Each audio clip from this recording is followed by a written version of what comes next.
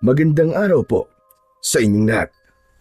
Sa araw po na ito ay isa na namang kwento ng pakikipagsapalaran at kababalaghan ang aking ihahatid sa inyo. Ito ay kwento ng batang si Bisoy na madalas tinutukso na kapwa batang pasaway na si Anjo. Subalit hindi nagpapatalo si Bisoy hanggang sa ang alitan sa pagitan ng dalawang bata ay lumala. Dahil yun sa patay na balon na humigop kay Anjo at nagbigay sa kanya ng kapangyarihan mula sa kadiliman. Subalit dahil din sa isa pang balon at sa tulong ng duwending si Don Dino ay ibinigay naman kay Bisoy ang isang mutya upang maging isa siyang batang manunugis. Nilabanan niya ang kasamaang hatid ni Anjo at ng aswang na abwak na namamahay sa ilalim ng patay na balon. Magagawa kayang hadlangan ni Bisoy ang paggasik ng lagim ng mga kampon ng kadiliman? Hanggang saan gagamitin ng kasamaan ang batang si Anjo? Paano magkakaroon ng bisa ang mutya ng balon sa pagkatao ni Bisoy? Ang mga katanungang yan ay masasagot sa kabuuan ng kwento na aking ibabahagi sa inyo. Ngunit bago ang lahat, mga idol, huwag po nating kalimutang mag-subscribe, mag-like at i-hit ang notification bell sa aking YouTube channel na The Voice Addict at Apong Isaak para sa mas marami pang makapigil hininga na kwentong aswang at katatakutan mula sa mundo ng kababalaghan. Umpisahan na po natin ang kwento. Maaga pa'y bumangon na sa kanyang higaan si Bisoy. Agad nitong kinuha ang kanyang sombrero na nakasabit sa dingding. Nakita siya ng kanyang lola Sinang. Nagtataka ang matanda na inusisa ang pag-aapura ng kanyang apo. Teka lang, Bisoy. Saan ba punta mo? At nagmamadali ka? May usapan po kasi kami ni Mang Pipito eh. Aba, anong usapan yan? Ba't wala ka sinasabi sa akin? Baka kung ano na yan, Bisoy. Si Lola talaga oh. Tamang hinala na naman po kayo. Anong tamang hinala sinasabi ba? Gusto ko lang malaman kung ano mag-uusapan ninyo. Masama ba yun? Baka mamaya kung ano na ang tinuturo sa'yo nung Pipito na yon. Nako. Mapipit-pit ko ang kwanyan. Subukan lang niya. Ang Lola talaga, kung ano kagad ang iniisip. Ano nga ba kasi ang usapan nyo ni Pipito? Sabihin mo na kasi. Ipagsasalo ko po siya ng tubig sa balon. Sabi po kasi niya sa akin ay punuin ko yung kanilang drum dahil maglalaba po siya at maglilinis din ng mga gamit sa bahay niya. Di po ba malayo po ang bahay niya sa balon? Sa lugar ni Bisoy, na bahagi ng baryo Sinagtala, ay tanging balon lamang ang pinagkukunan ng tubig. Dito nanggagaling ang supply ng tubig sa buong baryo na ginagamit na inumin, panluto at iba pa. Kaya si Bisoy ay nagpapaupa sa mga kapitbahay nila para sumalok ng tubig kapalit ng konting halaga. Ang perang kinikita niya bilang taga-igib ng tubig ay ibinibigay niya sa kanyang lola para maitulong sa kanilang pambili ng pagkain sa araw-araw. Talaga bang ipagsasalok mo lang ng tubig si Pipito, ha, Bisoy? Opo, Lola Sinang. Ano po bang iniisip niyo? May nababalitaan kasi akong hindi maganda niya kay Pipito na yan Baka babaya kung anong itinuturo niya sa'yo. Lola, chismis lang po yun. Fake news. Ang bait nga po ni Mang Pipito sa akin Binabayaran niya po ang tubig na sinasalok ko. Tapos minsan po, may pagkain pa pong kasama. O siya, wag ka na magpaliwanag. Basta, maayos lang ang pinagagawa sa'yo ng Pipito na yon. Walang problema. Sige po, Lola Sinang.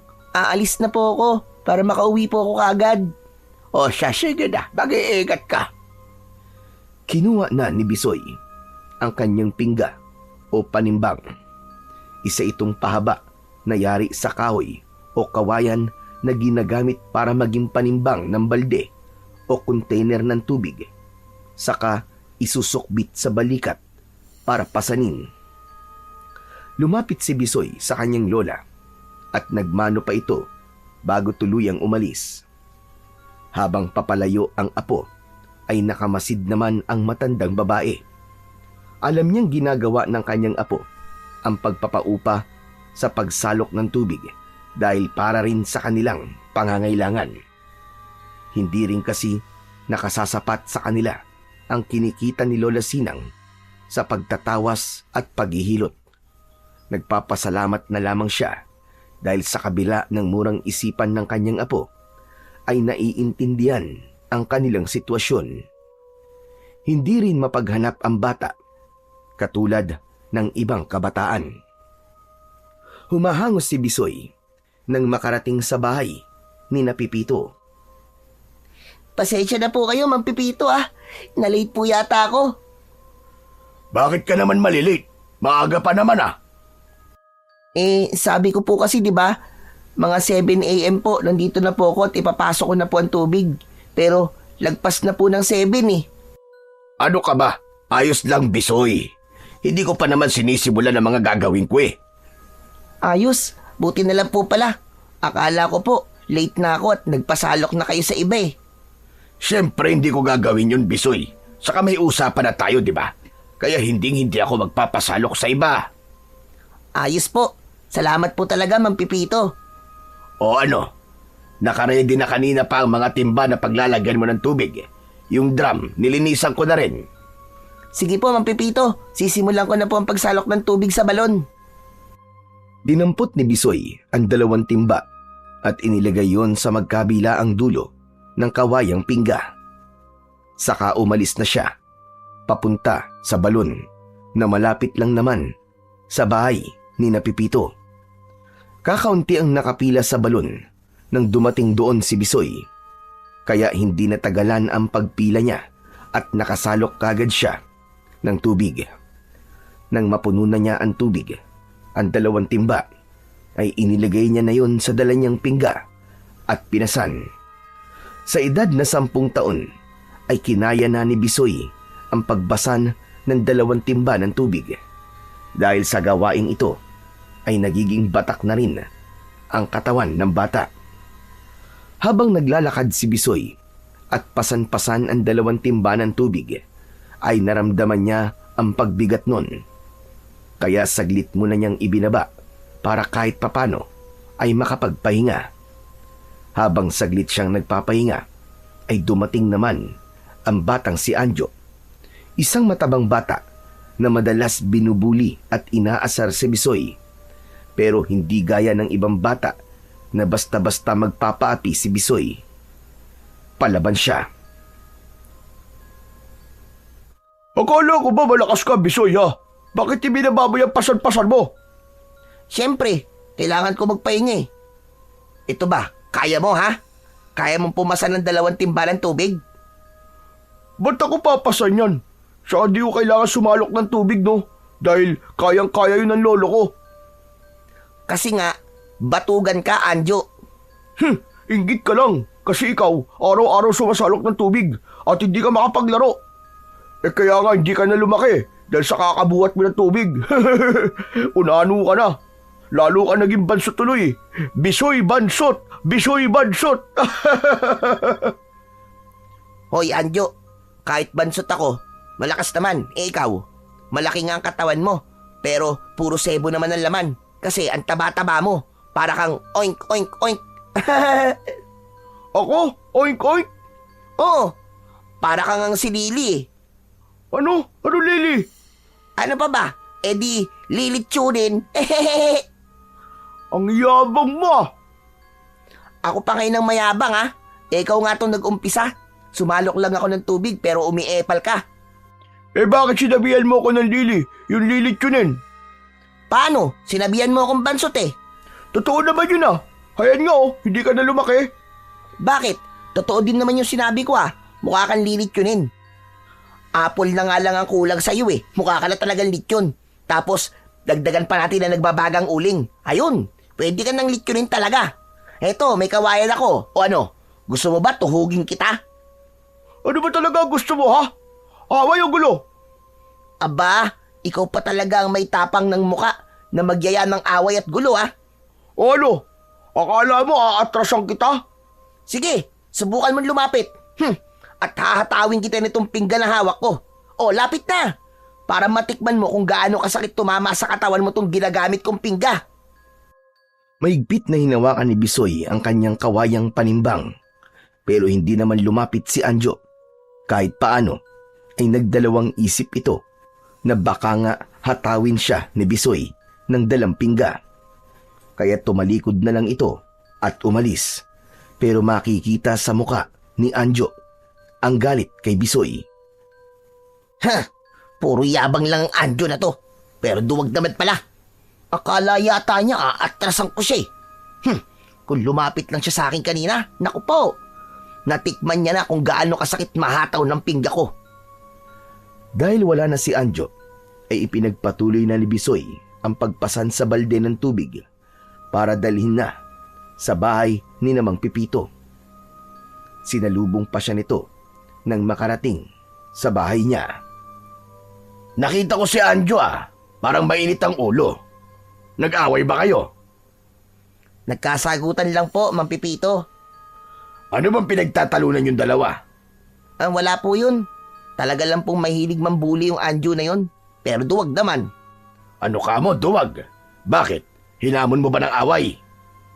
Siya po nagamon. Tapos, nang pumalag po ko, siya naman po ang naduwag. Kasi may dala akong pingga. Huwag mo nalang pansinin si Anjo. Ganon talaga yon. Mahilig mambuska, pero siya naman ang pikon. Nakaka-bad trip po kasi. Wala naman po akong ginagawa sa kanya. Pero gustong gusto niya akong asarin at sabihan na bansot. Hayaan mo na lang siya, Bisoy. Magsasawa rin yun sa pangiinis sa'yo. Tapos kapag sinabihan ko naman mukha siyang baboy na lilitsunin, galit na galit. Siya naman ang nagpasimula ng pangasar. Kaya nga, tulad nga ng sinabi ko sa'yo, huwag mo na lang pansinin. Saka, masama ang nakikipag-away. Siya lang naman po mahilig mang away eh. Hayaan mo, kapag nakita ko ang lolo Cosme niya, isusumbong ko siya para pagsabihan. Wag na po. Kasi, kapag nalaman po niya na nagsumbong ako sa lolo niya, mang-aasar uli yun, sasabihin nun, sumbong-sumbong ako, mahaba ang tumbong.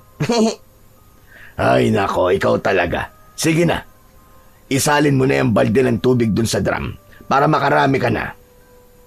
Sige po, kailangan ko na po mapuno yung drum para makauwi na rin po ako. Dahil may gagawin pa po ako sa bahay eh. Samantala, nang makauwi na si Anjo sa bahay nila, ay napansin ni Lolo Cosme na tila nagwawala ang apo. Galit ang bata. Oh, ano ba problema mo ha, Anjo? May araw din siya. May araw din na mayabang na yun. Ano ba nangyayari sa imbata ka? Hambog na yun. Akala niya natatakot ako sa kanya. Teka. Sino ba kaaway mo ha? At dakdak ka ng dakdak. Para kang baboy dyan na umuusok ang ilong. Lolo naman eh. Pati ba kayo tinatawag niyo akong baboy? Dahil ba mataba ako? Hindi ka mataba. Malusog ka lang. Lolo naman eh. Parang gano'n na rin yun eh. Teka nga. Kanino ka ba naiinis ha? Sino ba talaga kaaway mo? Si Bansot po. Niyabangan ako. Si Bisoy ba? Yung apo ni Sinang? Sino pa ba? Di yun na nga. Yung Bansot na yun. Pambihira. Bakit ba kayo nag-aaway? Pwede mo naman siyang maging kaibigan. Ayoko maging kaibigan ng hambog na yun. Kaya may araw din siya sa akin. Tandaan niya yan. Anjo, tama na yan, iho. Hindi maganda sa batang nakikipag-away at nagbabanta pa. Baka mamaya samain ka sa akin. Sige ka. Kayo naman, Lolo Cosme. Wala kayo sa ayos. Parang gusto mo pa yatang kampiyan ng Bansot na yun Ayoko lang na nag-aaway kayo. Paano pa ako makakadiskarte niyan kay Sinang kung ganyang magkaaway pala kayo ni Bisoy? Sa iba na lang kayo dumiskarte. Huwag na lang dun sa lola ng Bisoy na yun. Sabi ko sa'yo, Anjo, tama na yan. Aabutin ka talaga. Tumahimik na lamang si Anjo, pero hindi niya kayang sundin ang ibig mangyari ng kanyang lolo Cosme. Hindi siya makikipagbati kay Bisoy dahil para sa kanya ay mahigpit niyang kaaway ito, dahil hinding-hindi malilimutan ni Anjo ang ginawa sa kanya ni Bisoy, na siyang naging dahilan kung bakit nagalit siya rito. Dating magkaibigan ang dalawang bata, kaya lamang ang minsang paglalaro nila ay nauwi sa pagtatalo at pikunan. Madalas silang maglaro ng tumbang preso, pero nang minsang tumira si Bisoy gamit ang kanyang tsinelas, ay tinamaan sa muka si Anjo at pinagtawanan pa siya. Humingi naman ng sorry si Bisoy, pero hindi yun tinanggap ni Anjo. Nagtanim siya ng galit at hindi makalimutan ni Anjo ang maliit na bagay na yun. Hindi niya matanggap na pinagtawanan siya. Para makaganti, ay madalas nang tinutukso ni Anjo si Bisoy. Kaya lamang gumaganti naman si Bisoy, na lalo naman itong ikinagalit. Ang gusto kasing mangyari ni Anjo ay siya lang ang manunukso, at kapag ginantihan ay ikinasasama ng kanyang loob. Kung sino ang mahilig mang-asar, ay siya pa ang pikon. Sapagkat hindi na magkasundo ang dalawang bata, kaya pareho na ring lumayo ang loob nila sa isa't isa. Bagay na ang hindi pagkakaintindihan ay lumala at nauwi sa madalas na pag-aaway. Subalit ang madalas na pagtatalo ng dalawang bata ay hindi naman pinakikialaman ng kanilang mga lolo at lola, dahil para kina Lolo Cosme at Lola Sinang ay away bata lang ang nangyayari sa kanila. Pero ang hindi nila alam ay lumalala na ang away na namamagitan sa dalawa. Isa pa, ayaw din ni Lolo Cosme na mabadshot siya sa Lola Sinang ni Bisoy, dahil nga kursunada niya ito. Gaya ng mga pagkakataong yun na nakapustura si Lolo Cosme para dumalaw kay Lola Sinang. Tao po! Tao po! Mula sa loob ng bahay ay narinig ni Lola Sinang ang pagtawag na yon ni Lolo Cosme. Si Cosme ang nagpapatao po na yon. Teka, lalabasin ko ka muna. Tumayo sa pagkakaupo si Lola Sinang at pinuntahan si Lolo Cosme na nasa harap ng bahay. Oh, Cosme, napasyal ka yata. Gusto ko kasing masilayan ang iyong kagandahan, aking sinta. Dahil nagiging masaya ang araw ko kapag ikaw ay aking nakikita. Nagkukulay rosas ang aking mundo sa tuwing mamamasdan ang iyong maamong muka. Ay, nako. Ikaw talaga, Cosme. Baka kung inaano mo na ako dyan, ha? Anong inaano? Bakit? Gusto mo bang inaano ka? Ikaw talaga. Ang pilyo mo, Cosme. Aray ko naman, Sinang. Bakit mo naman ako kinurot sa tagiliran ko? Bakit? Saan mo ba gustong kurutin ka? Ayokong sabihin. Baka mamaya baka may magalit. Ay nako, pilyo ka talaga, Cosme.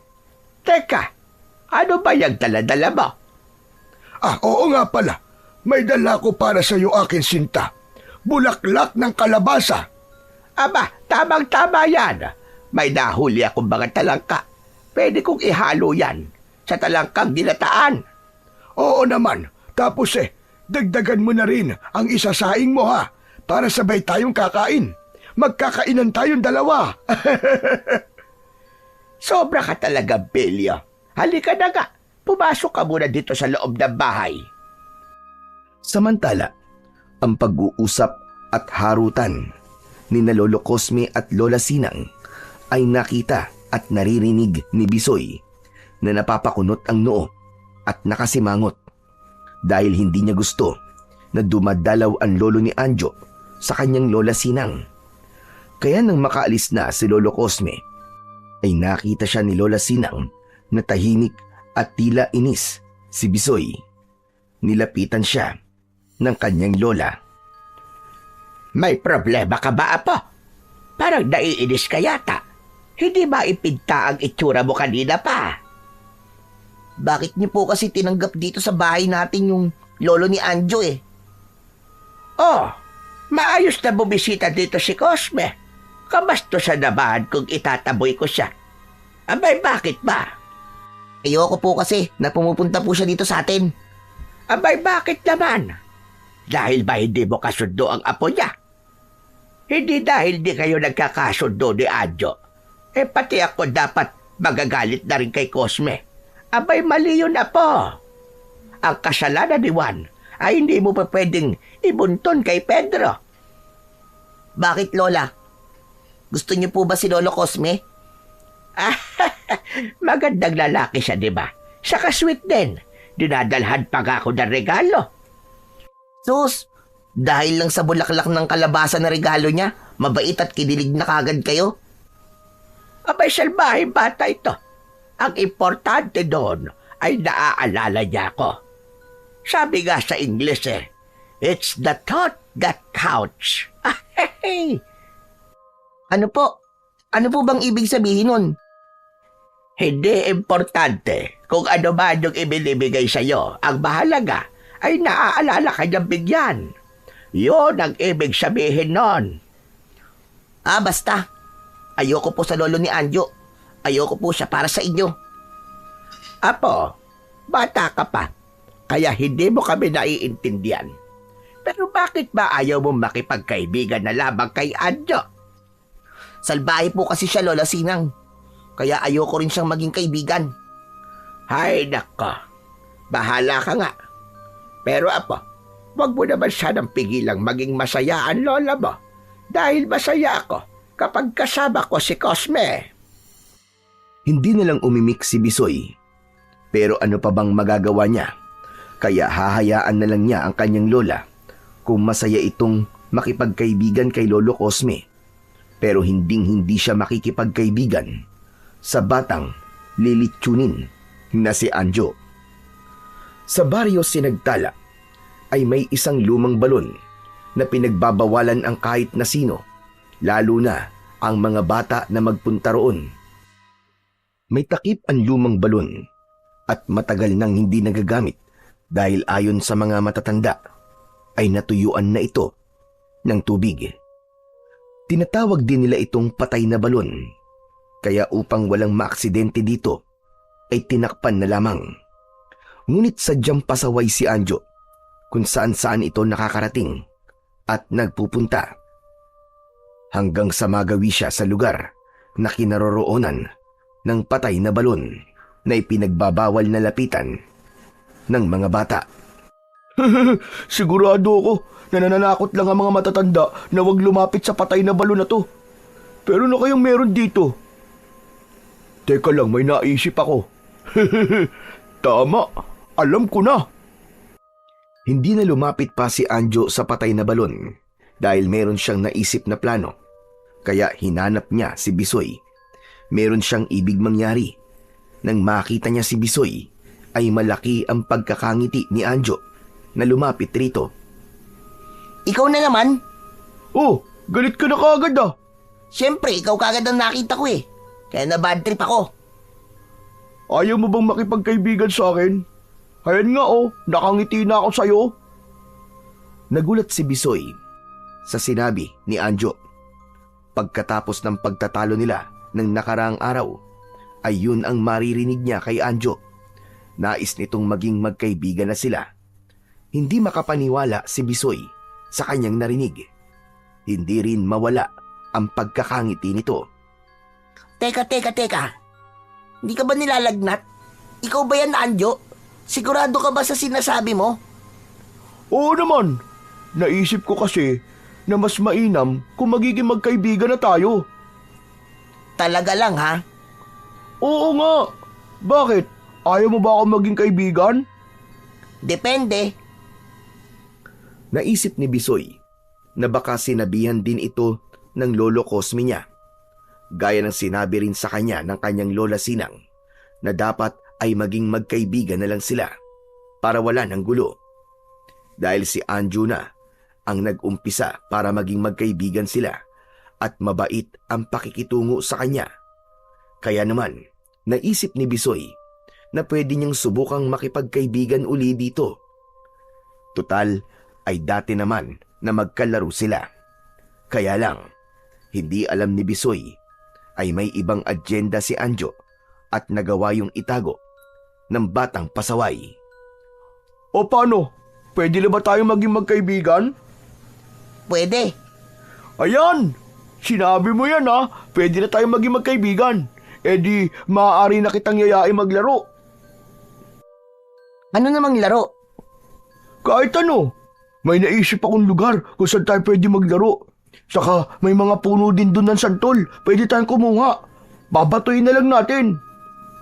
Uy, gusto ko yan. Paborito kong santol, lalo na kung matamis. O ano, tara na. Punta na natin. Isinama ni Anjo si Bisoy sa lugar na malapit sa patay na balon. Totoo naman na may tanim na santol doon at namumunga na rin. Pero Anjo, di ba ipinagbabawal na pumunta dito? Lalo na ang lumapit dyan sa patay na balon. Maglalaro lang naman tayo eh. Saka walang makikialam sa atin dito. Walang istorbo, panigurado yun. Ang totoo ay nagkunwari si Anjo na makikipagbati kay Bisoy para gawin ang kanyang plano. Ngayong kasama na niya si Bisoy ay umiral na ang pagiging salbahe nito. Nang makalingat si Bisoy ay agad na dinampot ni Anjo ang isang kaputol na sanga ng kahoy at ipinalo niya yon kay Bisoy. Nabuwal ito at nawalan ng malay.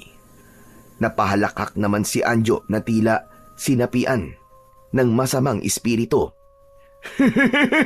Utu-utu ka talaga, Bisoy. Ang dali mo maniwala na gusto ko nang makipagbati sa'yo at makipagkaibigan. Hindi totoo yun. Dahil ang gusto ko, mawala ka at hindi ko na makita pa. Hayan, wala ka ng malay. Ngayon hihilahin naman kita papunta sa patay na balon at ihuhulog kita ron. Pero teka lang, dito ka muna. Aalisin ko muna ang takip ng balon para mamaya bubuhatin kita at ihuhulog kita doon. Para mawala ka na ng tuluyan. Iniwan ni Anjo si Bisoy na walang malay. Nagtungo sila sa patay na balon. Natatakpan ng makapal na yero ang patay na balon at may nakapatong din na lumang gulong at ilang piraso ng malalaking bato. Isa-isang inalisyon ni Anjo hanggang sa matanggal na niya ng tuluyan ang takip ng patay na balon. Ayos na. Natanggal ko na ang takip nitong balon. Ang dilim pala ng loob nito. Tsaka parang ang lalim ah. Teka, pwede ko nang buhatin si Bisoy at ihuhulog ko na siya rito. Subalit bago pa niya balikan si Bisoy, ay nakarinig ng tila ugong si Anjo mula sa loob ng patay na balon. Nagulat ang bata sa narinig na ugong. Kasunod noon ay biglang may puwersang humigop kay Anjo at tuloy-tuloy itong nahulog sa loob ng patay na balon. Malakas ang sigaw ni Anjo, kaya lamang walang sino man ang nakarinig ng kanyang sigaw. Samantala, nagkamalay na si Bisoy. Hinawakan niya ang kanyang ulo. Hindi maganda ang pakiramdam niya. Aray. Aray ko. Sakit. Aray, ang sakit ng ulo ko. Ano ba nangyari sa akin? Kanina lang kasama ko rito si Anjo ah. Tapos, biglang may humampas sa akin. Teka. Si Anjo ba humampas na yun sa akin? Ang sama talaga niya. Gusto yata niya akong patayin na. Asan na kaya yung salbahing yun? Lagot siya sa akin. Isusumbong ko talaga ang ginawa niya. Umalis na si Bisoy sa lugar na yon. Hindi niya iginala ang kanyang paningin, kaya hindi niya nakita na wala ng takip ang patay na balon. Wala rin siyang kaalam-alam sa nangyari kay Anjo. Subalit bago siya umuwi ay dumaan siya sa bahay ni na Lolo Cosme upang magsumbong. Sasabihin niya ang ginawa sa kanya ni Anjo. Totoo ba yan sinasabi mo, Bisoy? Opo, Lolo Cosme. Akala ko nga po totoo yung sinabi niya na gusto niyang magkaibigan na lang kami. Pero yung pala, niloloko lang niya ako. Tapos, hinataw pa niya po ako ng kaputol na kahoy. Aba, salbahay talaga to si Anjo. Hayaan mo. Makakatikim sa akin ng batang yon sa oras na umuwi siya. Hindi ko nga rin po alam kung saan po siya nagpunta Hindi ko mapapalagpas ang ginawa niyang ito. Hayaan mo. Kakausapin ko na lamang ang lola mo at hihingi din ako sa kanya ng pasensya dahil sa ginawa sa iyo ng apo ko. Sige po, Lolo Cosme. Aalis na po ako. Aray, sakit ng ulo ko. Tuloy-tuloy nang umuwi si Bisoy. Nakita niya na nag-aabang sa harap ng kanilang bahay ang kanyang lola Sinang. Makikita sa mukha ng matandang babae ang labis na pag-aalala. Saan ka ba galing, Apo? Abay, kanina pa kitang hinaharap. May pinuntahan lang po ako, Lola Sinang. Akala ko kung saan ka na nagpunta. Nag-alala ko. Natakot ako, Apo. Si Lola talaga Ayos lang po ako, Lola. Ito nga po, buhay na buhay ako. Saka gwapong-gwapo pa rin. May himig pagbibiro pa ni Bisoy habang kausap niya ang lola niya. Hindi na rin niya sasabihin ang ginawa sa kanya ni Anjo. Ayaw niyang lalo pang mag-alala ito. Isa pa, naisumbong naman na niya kay Lolo Cosme at nangako ito na siya na ang bahala at kakausap sa apo. Samantala, gabi na ay wala pa rin si Anjo.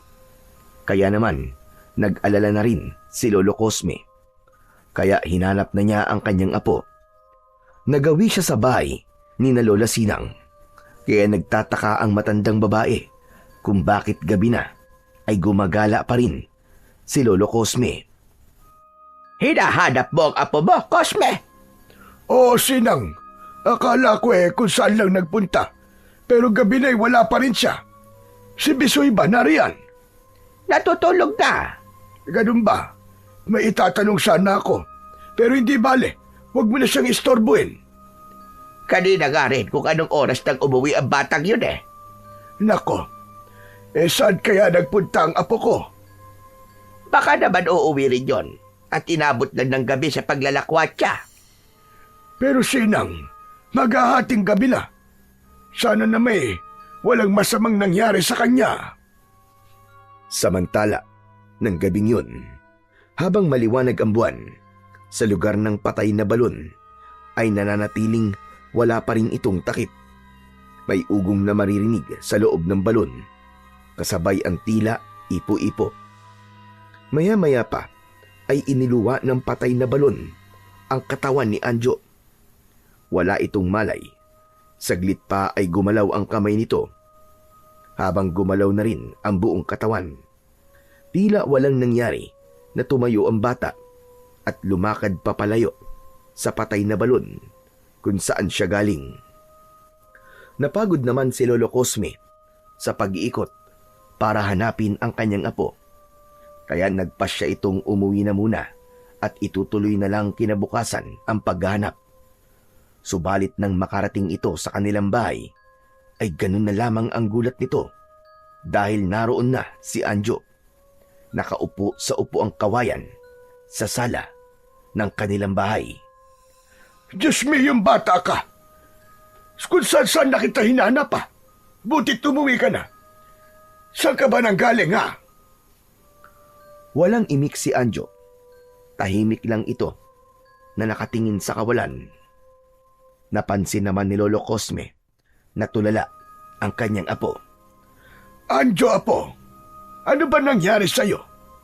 Abay, saan ka ba nagpunta? Wala pa ring marinig na sagot si Lolo Cosme sa kanyang apo. Kaya lalo nang nag-alala ang matandang lalaki.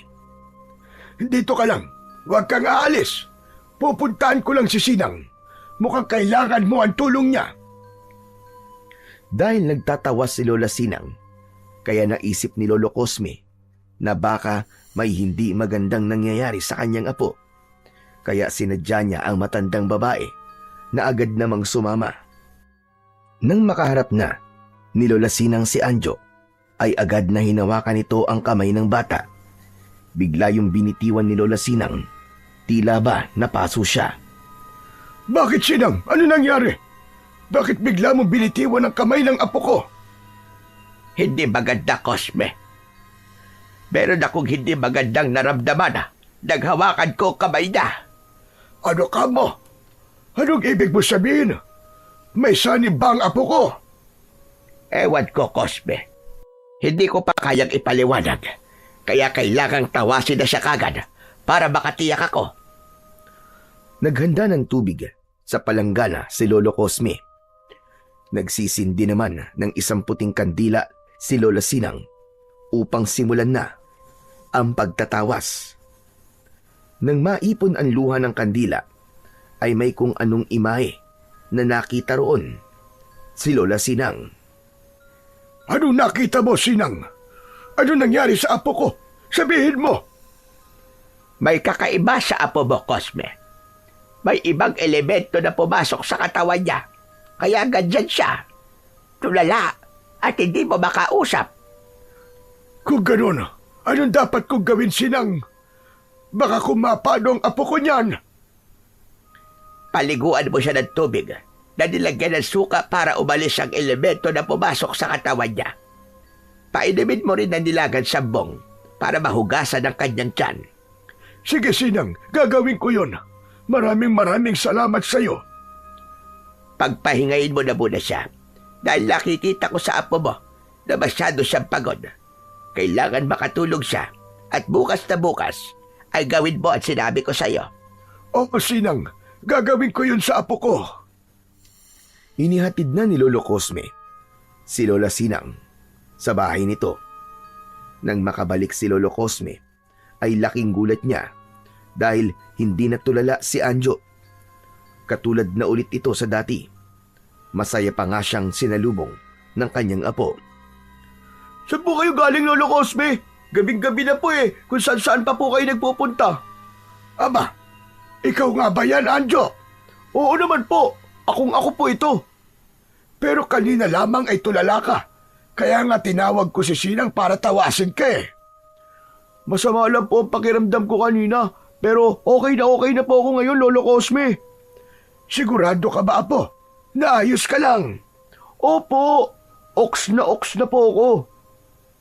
Sa palagay naman ni Lolo Cosme, ay okay na nga ang apo niyang si Anjo. Kaya kinabukasan ay hindi na rin niya ginawa pa ang kabilin-bilinan ni Lola Sinang. Dahil sa palagay niya ay wala nang dapat gamutin sa bata dahil maayos na ang kalagayan nito. Naikwento naman ni Lola Sinang kay Bisoy ang nangyari kay Anjo nang tawasin niya ito. Ano po? Nasapian po ng ibang elemento si Anjo? Oo, Apo. Yun ang nakita ko. Nang tawasin ko siya. Kawawa naman pala siya. Kahit pasaway siya at salbahe, nakakaawa pa rin po siya. Kaya nga dapat gawin ni Cosme yung billing ko sa kanya para mawala at umalis ang elementong pumasok sa katawan ng kanyang apo. Sana po maging mabait na po si Anjo kasi nakakainis siya Lagi na lang niya po akong pinagtitripan. Basta, ang masasabi ko lang sa iyo, Apo, hanggat magagawa mong maging mabait at mapagpasensya ay gawin mo. Mahirap din kasi yung meron kang kaaway. Kapag ang isang bata ay mahilig mang-away, madaling nakakapasok sa kanya ang masasamang elemento. Kaya siguro napasukan kagad si Anjo. Hayaan niyo po, Lola Sinang. Tatandaan ko po lagi ang lahat po ng sinasabi niyo sa akin. Dahil nga nagbalik na sa dating ugali si Anjo, ay hindi na sinunod ni Lolo Cosme ang bilin ni Lola Sinang. Tiwala siya na totoong maayos na ang kalagayan ng kanyang apo.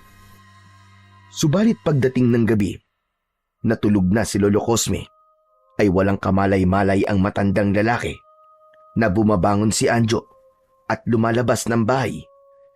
Binabagtas nito ang daan patungo sa patay na balon kung saan may kababalagang nangyari sa kanya. Nananatiling walang takip ang patay na balon dahil pinakialaman ni Anjo ang takip nito.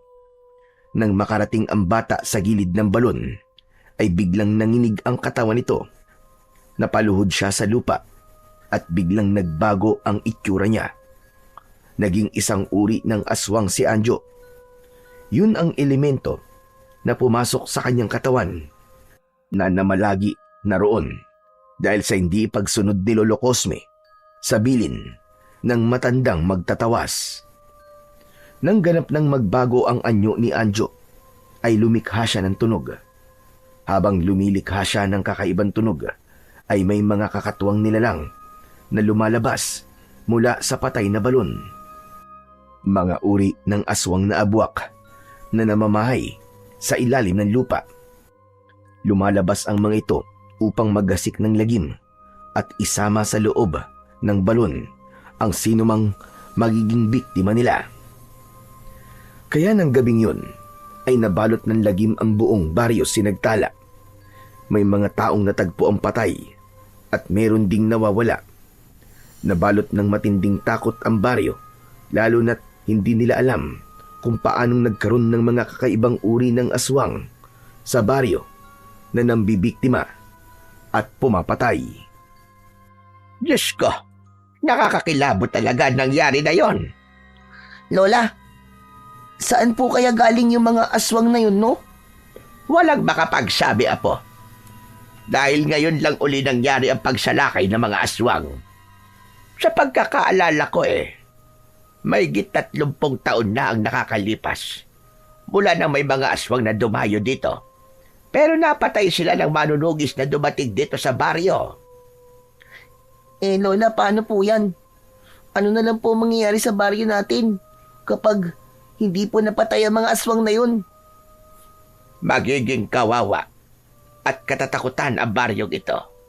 At baka maubos tayo lahat. Lola, ayoko po may masamang mangyari sa atin. Ano po kaya kung umalis na lang po tayo rito? Kaya lang, hindi naman natin alam kung saan tayo pupunta, Apo. Kahit saan po, Lola. Doon po sa malayo, sa wala pong aswang. Pero sa panahon ngayon, hindi lang aswang ang nakakatakot, kundi maging ang mga tao'y nakakatakot na rin. Dahil ginagawa nila ng masama ang kanilang kapwa. Kaya kahit saan tayo pumunta, ay hindi pa rin tayo magiging ligtas. Ibig niyo sabihin, dito na lang po tayo? Siguro naman may paraan gagawin si Kapitan. Dahil maging sila ay hindi ligtas sa gumagalang aswang dito sa ating baryo. Hindi lang si Lola Sinang ang nag-aalala at nababahala. Ganon din si Lolo Cosme. Kaya lamang, hindi pinapansin ni Anjo ang mga sinasabi ng kanyang lolo. Saan ka na naman bagaling, iyo? Wala ka nang ginawa kundi umalis at kung saan pumupunta. Diyan lang po ako sa tabi-tabi, Lolo. Alam mo naman yung mga nangyayari ngayon dito sa baryo, hindi ba? May mga aswang na gumagala. Wala po yun. Ano bang wala sinasabi mo? Hindi ka ba natatakot sa aswang? Aswang lang po yun eh.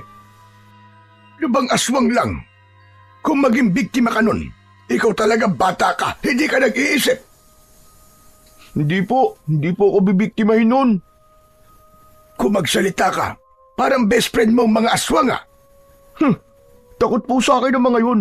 Baka si Bisoy po, siya ang unang kainin ng aswang. Ayan ka na naman. Bigla mong isinasama sa usapan natin si Bisoy. Basta, sabi ko sa'yo, huwag mo na siyang pagtitripan na. Gusto ko, maging magkaibigan na lamang kayong dalawa para wala nang gulo. Pangit ang may kaaway, Apo. Hindi na sinagot pa ni Anjo ang sinabi ng matanda. Paulit-ulit na lang kasi ang kanyang lolo. Bagay na hindi naman niya gagawin dahil bad trip talaga siya kay Bisoy. Lalo na ngayong may kakatuwang nangyayari sa pagkatao ni Anjo. Isa sa plano niya ay maging biktima si Bisoy. Sadyang mainit ang dugo niya rito. Samantala, Sa kabila ng mga hindi magagandang nangyayari sa baryo Sinagtala, ay hindi naman mahahadlangan si Bisoy sa kanyang dati ng ginagawa. Yun ay ang pagsasalok ng tubig sa balon, dahil yun ang kanyang pinagkakakitaan para may maitulong sa kanyang lola Sinang. Sigurado ka bang isasalok mo ko ng tubig ha, Bisoy? Opo, Mang Pipito. Pero hapon na. Madilim na at dumidilim na rin. Okay lang po yun. Kasi po kapag ganitong oras, kokonti lang po ang kaagaw ko sa balon. Hindi po ako mahihirapan. Hindi po ako matatagalan. O sige, ikaw ang bahala pero mag-iingat ka ha. Opo, kukunin ko na po yung balde nyo. Dala ko na rin po itong pinggan na ginagamit ko po. O sige, naroon malapit sa may drum. Ubus na nga ang laman ng mga drum eh. Kaya kailangan na talagang salinan. Ako na pong bahala, Mang Pipito. Mamaya lang po puno na naman po ng tubig ang drum nyo. Umalis na si Bisoy para sumalok na ng tubig. Dahil hapon na ng mga sandaling yun, ay malapit ng dumilim, kaya wala na halos pumipila sa balon. Wala na rin siyang kaagaw. Agad na sumalok si Bisoy ng tubig at ibinuhos yun sa dala niyang 2 balde. Nakailang balik din siya hanggang sa mapuno ang drum ni Mang Pipito. Huling balik na niya sa balon at madilim na rin noon, kaya pagkatapos noon ay makakauwi na rin siya. Bago niya dalhin ang huling sinalok na tubig, ay naupo muna siya sa lugar na malapit sa balon para saglit na magpahinga. Wala rin namang ibang tao roon, kaya't naupo si Bisoy sa isang malaking bato na naroon.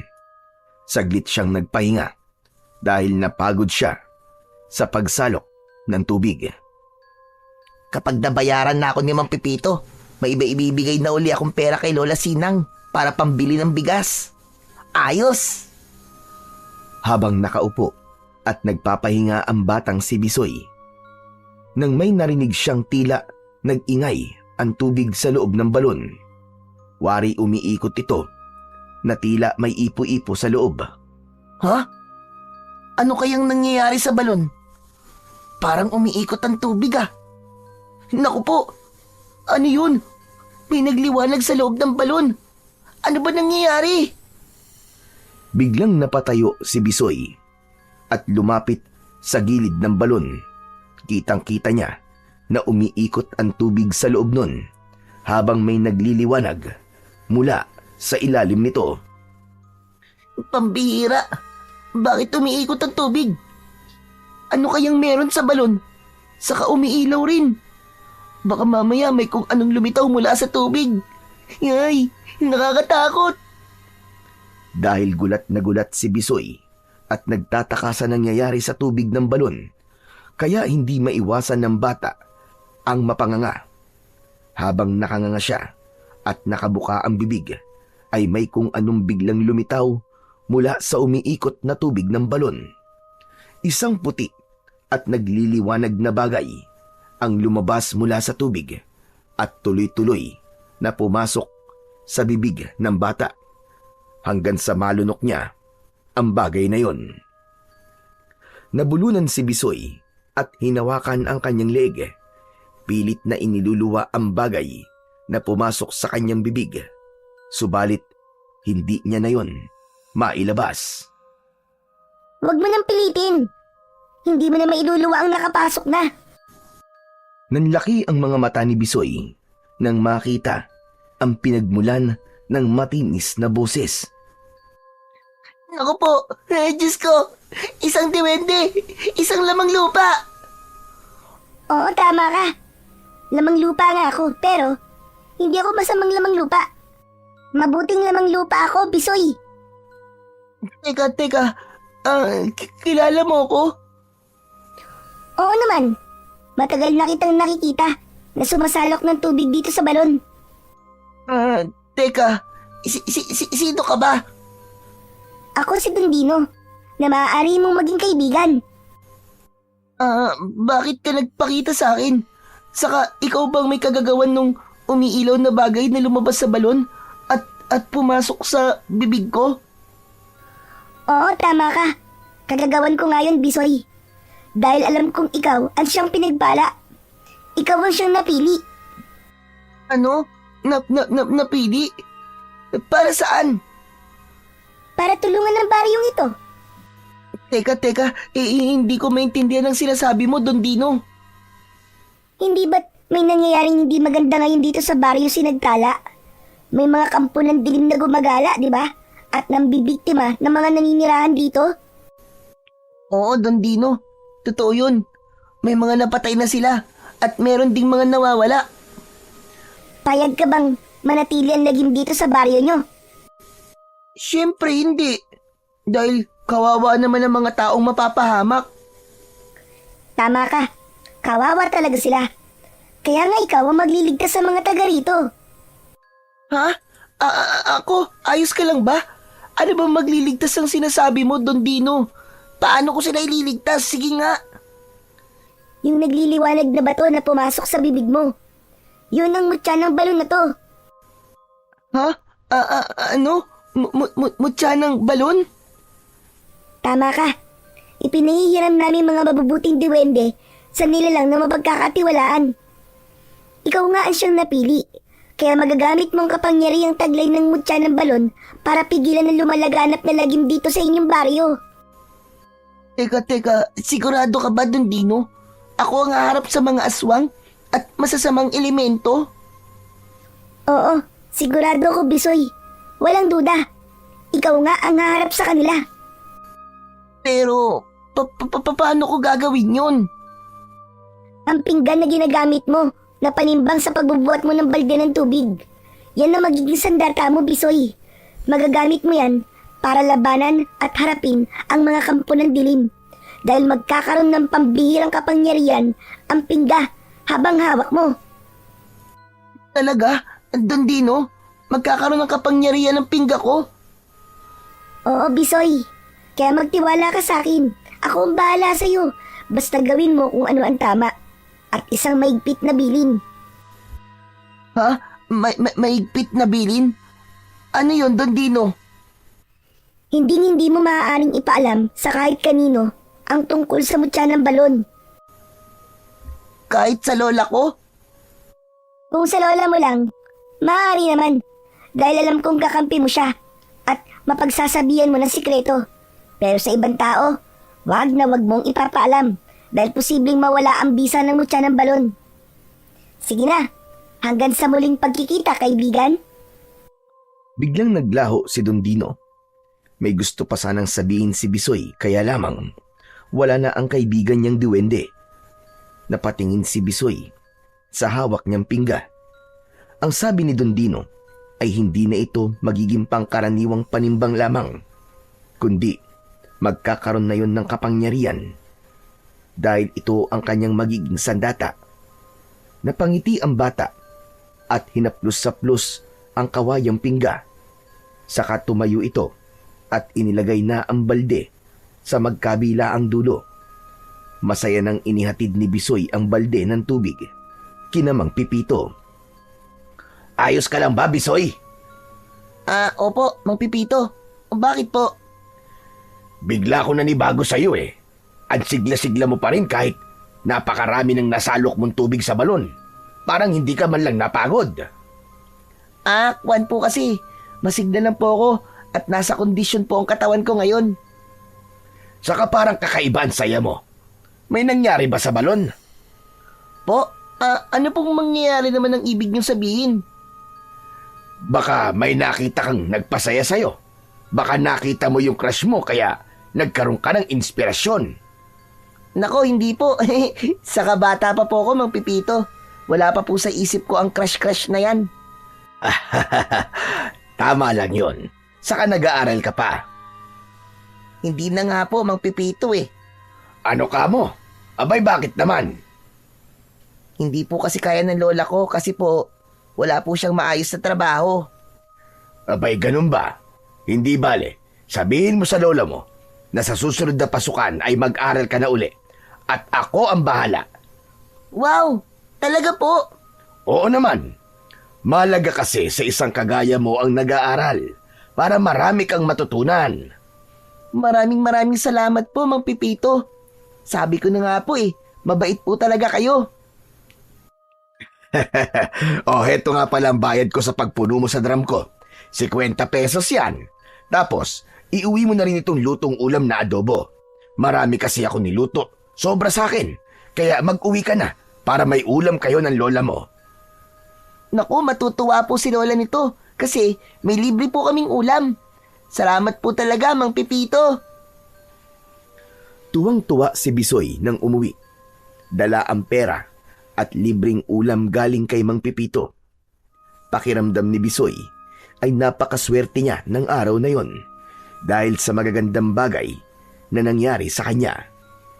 Mula sa pagkakaroon niya ng kaibigang diwende, pagtataglay ng mutya ng balon at ang pangako ni Mang Pipito na siya na ang bahala sa pag-aaral niya sa susunod na pasukan.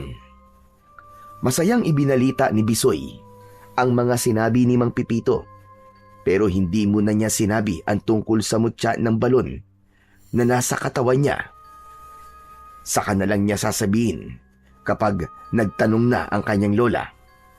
Natuwa rin si Lola Sinang sa libreng ulam na dala ng kanyang apo, kaya masaya nilang pinagsaluhan yon.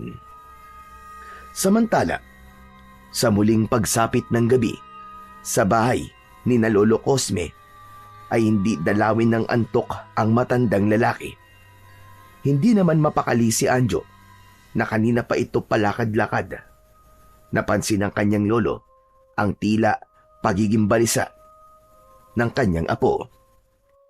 Susantissima Anjo, para kang pusang hindi mapaanak dyan. Ano ba nangyayari sa iyo? Wala po, Lolo. Medyo sumasakit lang po ang tiyan ko. Kaya po ako lakad ng lakad. Eh di ilabas mo na yan. Sige na, pumunta ka na rin sa banyo. Ayaw po lumabas, Lo eh. Baka maya-maya pa. Isang dahilan kung bakit hindi mapalagay si Anjo dahil mamaya lang ay maghahating gabi na. Darating na ang oras para sa pagbabago ng kanyang anyo. Magiging aswang ito para ipagpatuloy ang paggasik ng lagim kasama ang mga aswang abwak na naninirahan pa rin sa patay na balon. Lo, hindi pa po ba kayo matutulog? Mabuti siguro matulog na kayo. Masama po sa inyo nagpupuyat. Bakit ba pinipilit mo ko matulog? Eh hindi pa nga ako inaantok eh. Saka ayos lang ako.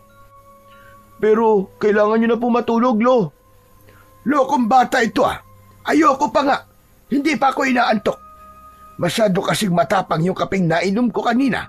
Kaya hirap tuloy ako makatulog ngayon. Subalit patuloy na sa pagdilim ang gabi. Hindi pa rin natutulog ang matandang lalaki. Kung ano-ano na ang ginawa nito sa loob ng bahay upang magpalipas ng oras at antukin. Kaya lamang, sadyang matindi ang tama ng matapang na kape na ininom nito. Ayaw pa ring antukin. Sa isang bahagi naman ng bahay ay kanina pa nakatingin si Anjo sa kanyang Lolo Cosme. Meron itong binabalak. Hindi nito dapat malaman ang kanyang lihim. Kaya hawak ang isang kahoy ay lumapit si Anjo sa kanyang lolo. Hinataw nito sa batok ang matanda, kaya walang malay itong bumulagta. Napangisi si Anjo dahil wala nang magiging istorbo. Hindi na makikita ng kanyang lolo ang pagbabago ng kanyang anyo. Kung magtanong man ito kinabukasan, ay may nakahanda na siyang idadahilan. Dahil hindi kayang buhatin ni Anjo ang kanyang lolo na walang malay at nakahiga sa semento, kaya hinayaan na lang niya ito. Kasabay ng paggudyat ng hating gabi ay nagbago naman ang anyo ni Anjo. Alam niyang kanina pa siya hinihintay ng mga aswang mula sa patay na balon na isa-isa na uling lumalabas upang ipagpatuloy ang misyon na pumatay at maghasik ng lagim sa baryo Sinagtala. Samantala, sumilip naman tayo sa lugar ni Bisoy at Lola Sinang. Mahimbing na natutulog ang maglola na magkatabi pa sa higaan. Pero nakaramdam si Bisoy na tila may kumalabit at tumapik sa kanya. Biglang dumilat ang kanyang mga mata. Bumangon siya at pinagmasdan ang natutulog na lola niya. Teka, may gumising sa akin ah. Malamang, ito na ang sinasabi sa akin ni Don Dino. Siguro, siya ang gumising sa akin. Dahan-dahang tumayo ang bata upang hindi magising ang kanyang lola Sinang. Sa kanya dinampot ang kanyang pingga na ginagamit sa pagbuhat ng balde ng tubig.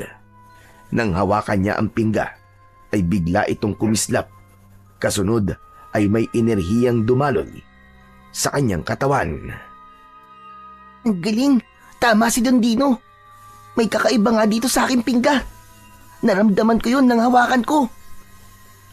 Lumabas na ng bahay ang bata.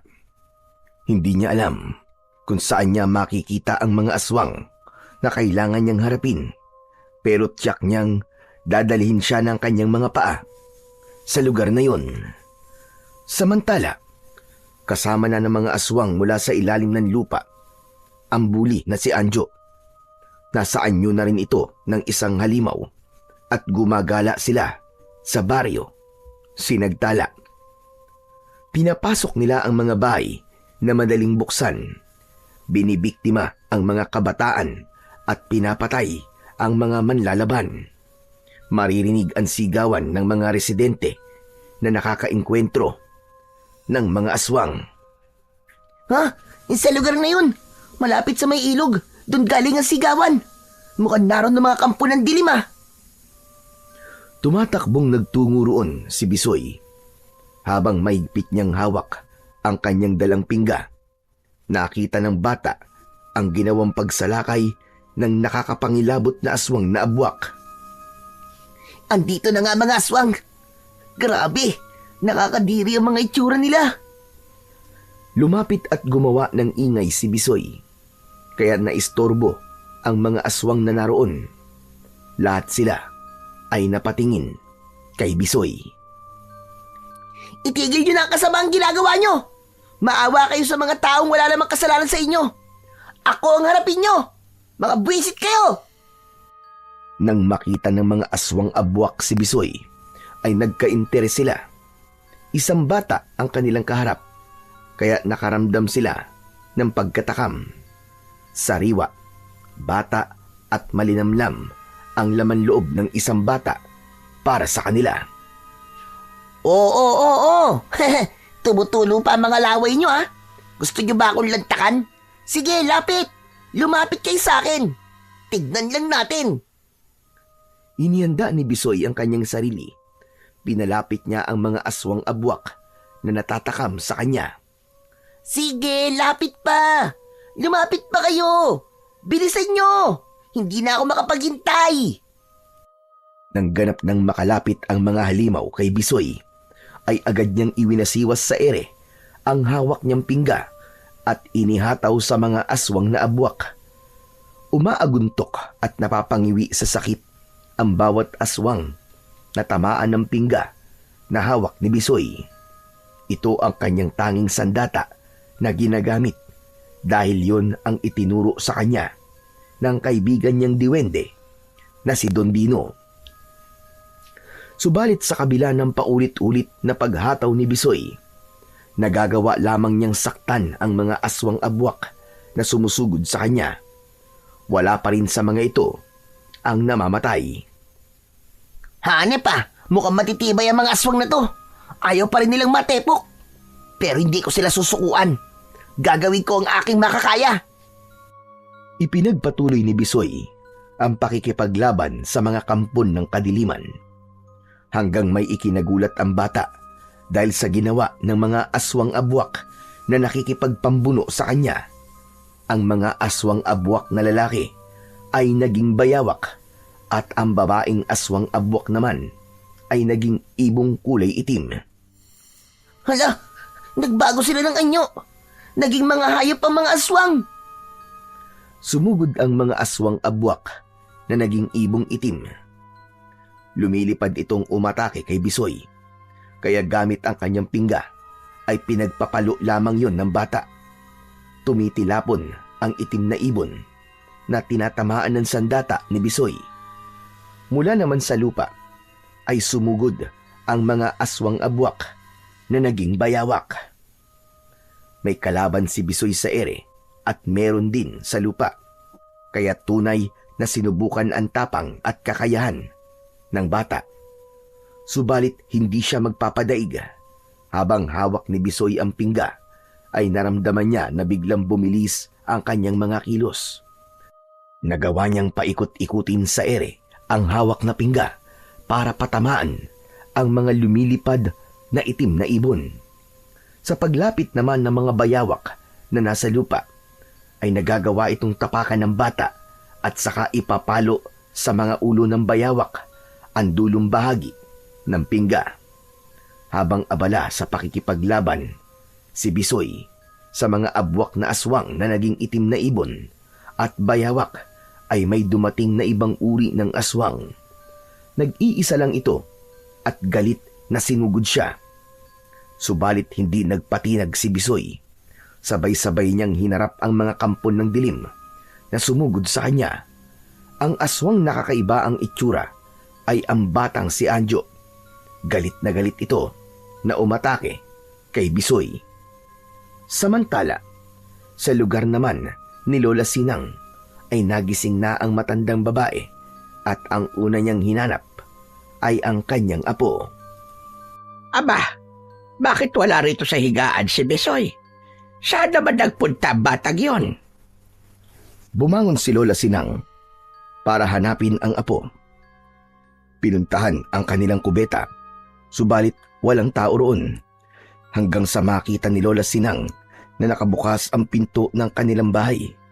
Kaya isang bagay lamang ang agad na pumasok sa isip niya. Lumabas ng bahay ang apo niya. Pero kung lumabas siya, saan naman nagpunta ang apo ko ng ganitong alanganing oras?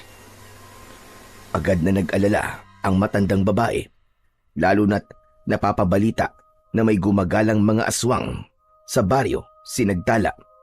Kaya lalo lamang nabahala si Lola Sinang. Nako po, pasaway talaga ang batang yon. Hindi na naman nakinig sa akin. Kabilib-bilinan ko na wag basta lalabas ng bahay, lalo mo na kapag gabi. Hindi pa rin ako pinakinggan. Pabihira. Ano ba ito? Ano bang gagawin ko? Baka babaya niyan eh. Meron siyang makasalubong na aswang. Abay, paano na lamang siya? Mapapahamak si Bisoy. Dahil sa labis na pagkabahala at hindi siya papayag na may masamang mangyari sa kanyang apo, kaya agad tinungo ni Lola Sinang ang kusina at kinuha ang nakasuksok na bagong hasang gulok sa dingding ng kanyang bahay. Ito gagamitin ko laban sa aswang. Tiyak, mahahati ang katawan niya sa talim ng gulok na ito. Pagkatapos na ipusod ang kanyang buhok at kunin ang balabal, ay lumabas na ng bahay si Lola Sinang. Hahanapin niya ang apo niyang si Bisoy. Kailangan matagpuan niya agad ang kanyang apo. Tinahak ng matandang babae ang madilim na daan. Mabilis ang kanyang mga hakbang. Nakikiramdam siya dahil hindi niya alam kung ano bang panganib ang nag-aabang sa kanya. Hanggang tila may nakasunod na sa kanya. Sa halip na lingunin niya, ang naramdaman niyang nilalang na nakasunod ay binilisan niya ang kanyang paglalakad nang walang lingon-lingon. Subalit ramdam din ni Lola Sinang na nagmamadali ang nilalang na sumusunod sa kanya. Kaya lalo pa niyang binilisan ang kanyang paglalakad hanggang sa may nakita siyang isang malaking puno at bigla siyang nagtago roon. Ramdam niyang hinahanap siya ng nilalang na nakabuntot sa kanya. Diyos ko, malamang isang aswang ang sumusunod sa akin. Gusto pa akong biktimahin ng lokong aswang na ito. Akala yata niya papayag akong gawin niya akong pagkain. Hindi mo ko matitikmang aswang ka. Mamamatay na muna ako bago mo ko matikman. Humanda sa kanyang pinagkukublian si Lola Sinang hanggang sa mapansin niya ang isang anino na papalapit sa kanya. Sige lang, lumapit ka pa. Lapit ka pa at tagpas talaga ang leg mong halimaw ka. Hinding-hindi ka sasantuhin ng matalas kong gulok. Itinaas na ni Lola Sinang ang kanyang hawak na gulok nang makita niyang malapit na sa kanya ang anino. Wala ka nagkawala ngayon, hayop ka. Mamatay kang aswang ka! Subalit narinig ni Lola Sinang ang malakas na sigaw ng taong kanyang tatagain. Ganun na lamang ang gulat ng matandang babae nang makilala kung sino ang taong hahatawin sana niya ng kanyang matalas na gulok. Diyos mio, Santissima Marimar! Cosme! Ikaw ba yan? Oo, aking Sinang. Ako nga ito, si Cosme. Diyos ko, akala ko'y katapusan ko na at magiging kwento na lamang ako. Buti na lang pala. Pinigilan ko ang sarili ko at hindi ko kagad naihataw itong aking gulok. Kung nagkataon, ay talagang kwento ka na lang. Kaya nga, muntik na akong maputulan ng ulo. Sa talas ba naman ang gulok mo? Jack, tagpas ang leg ko dyan. Ikaw naman kasi, Cosme. Ano ba yung drama mo na may pasunod-sunod kapag nalalaban? Gusto sana kitang gulatin, Sinang. Dahil nga nakita kita na naglalakad na walang kasama. Saka kaya kita sinundan ay para bantayan ka. Baka kasi mamaya may makasalubong kang aswang. Alam mo naman, hindi ba? Ginugulo ng aswang itong lugar natin. Kaya nga ako nasa labas ng bahay dahil nag-aalala ko kay Bisoy. Nawawala kasi ang apo ko. Hindi ko alam kung saan nagpunta ng ganitong oras. Abay, ganun ba? Ako man, kaya lumabas din ang bahay dahil hinahanap ko rin ang apo ko. Hindi ko nga alam kung ano nangyari. Kasi may humampas sa akin. Tapos nawalan ako ng malay. Abay, nung nagkamalay ako, wala na si Anjo. Ibig mo sabihin wala rin ang apo mo? Oo, Sinang. Nag-aalala na nga ako. Baka mamaya may kusinong kumuha sa kanya at siya yung humambalo sa akin. Pareho pala tayong nawawalan ng apo. Di kaya magkasama ang dalawang yun sa tingin mo? Pero parang imposible yata yun, Cosme. Hindi naman magkasundo dalawang bata na yun eh. Oo nga pala. Pero nasa kaya sila? Total pareho silang nawawala. Di magkasama na lang tayong hanapin sila. Pwede rin. Saka para mabantayan din kita, Sinang. Siyempre, hindi ko hahayaan na may masamang mangyari sa'yo. Dahil nagkasundo ang dalawang matanda, kaya magkasama sila sa paghahanap sa kani-kanilang mga apo. Samantala, tapos na sa pakikipagtuos si Bisoy sa kampon ng kadiliman. May mga napatumba siya, subalit ang iba ay umurong at bumalik sa patay na balon. Nakaharap din ni Bisoy si Anjo na nasa anyo ng isang halimaw. Kaya lamang hindi ito napuruhan, kundi nasaktan lamang ng tamaan ng pingga na gamit na sandata ni Bisoy. Kakaiba ang aswang na yun na sumugod sa akin kanina. Dahil siya lamang ang hindi naging itim na ibon o kaya ibayawak. Pero kahit na anong aswang pa siya, magkakapareho lang sila. Masasama sila at naggasik ng lagim dito sa baryo Sinagtala. Kaya kailangan silang malipol. Kailangan silang puksain. Pero umurong sila kanina eh. Kaya hindi pa ako tapos sa kanila. Alam kong magkakaharap pa uli kami. Magkasamang naghahanap ang dalawang matanda nang makita nila si Bisoy na naglalakad. Bisoy, apo! Diyos ko, maraming salamat, Panginoon, at nakita ka namin. Lola, ba't po kayo lumabas? Nag-alala kasi ako sa iyo, apo. Wala ka kasi nang magising ako. Iniisip ko baka kung ano na nangyari sa iyo dahil lumabas ka ng bahay. Abay, teka, saan ka ba nagpunta? Kwan, dyan lang po. Ba't kasama niyo po si Mang Cosme? Hinahanap din kasi niya si Anjo. Nawawala raw. Tapos nagkita kami. Kaya heto, magkasama kami para hanapin kayo dalawa. Hindi ko naman po kasama si Anjo eh. Alam ko, Bisoy. Nag-aalala rin kasi ako sa apo ko. Buti ka, nakita ka ng yung lola. Si Anjo kaya. Saan kaya nakarating ang apo ko na yun? Apo, halika na. Umuwi na tayo. Cosme, mauna na kami ng apo ko. Pasensya ka na. Hindi na kita masasamahan pa at sumasakit ang rayuma ko. O sige, di bale Sinang, okay lang. Sige na, umuwi na kayo.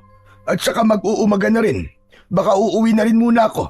Saka ko na lang ipagpapatuloy ang paghahanap ko kay Anjo. Umuwi na sina Lola Sinang at Bisoy. Maging si Lolo Cosme ay umuwi na rin. Nang pumasok siya ng bahay, ay inabutan niyang naroon na si Anjo. Diyos ko, pinag-alala mo kung bata ka. Saan ka ba nang galing? Bigla ka na lamang nawala. May pinuntahan lang po ako, Lolo Cosme. Gabing-gabi ay umaalis ka pa ng bahay. Saka teka, sino ba yung humambalos sa akin kagabi? Ikaw ba yon? Yun nga po ang gusto ko sana sabihin sa inyo, Lolo Cosme. May bigla kasi pumasok dito sa atin. Hinabol ko po yun, kaya bigla po ako nawala. Kaya lang, nahirapan po akong hanapin eh. Napaniwala naman ni Anjo ang kanyang Lolo Cosme. Kaya hindi na nag-usisa pa ang matanda. Napangiti naman ang bata sa ginawa niyang pagsisinungaling. Kinabukasan, maagang lumabas ng bahay si Lola Sinang para may bilhin sa tindahan nang marinig niya ang usap-usapan ng mga kapitbahay at iba pang tao na nagkakatipon-tipon. Nagulat pa siya nang batiin ng mga ito at magpasalamat sa kanya na ipinagtaka ng matanda. Aba, salamat po sa inyong apo, Lola Sinang. Ang husay pala ni Bisoy. Ano ka ba? Mahusay. Saan? Kagabi po kasi, nakita namin si Bisoy. Nakipaglaban po sa mga aswang. Ano ba yung sinasabi mo? Paano makikipaglaban sa mga aswang ang apo ko? Bata pa yun at wala yung kapangyarihan para labanan ang mga kampo ng dilim. Baka nagkakamali ka. Pero siya po yung nakita namin kagabi. Hindi kami maaari magkamali, Lola Sinang. Sumang-ayon ang iba pang kapitbahay na naroon. Pinatunayan nga nila na nakita nila si Bisoy na nakipaglaban sa mga aswang na lumusob sa baryo nitong nakaraang gabi lang. Hindi ko alam ang mga sinasabi niyo tungkol sa apo ko. Huwag niyo po sabihin, wala po kayong alam sa kabayaniang ginawa ni Bisoy. Aba, ewan ko. Sige na. Aalis na ako. Hindi na nakipagtalo pa si Lola Sinang sa mga taong lumapit sa kanya. Kailangan makauwi na siya para makausap ang kanyang apo.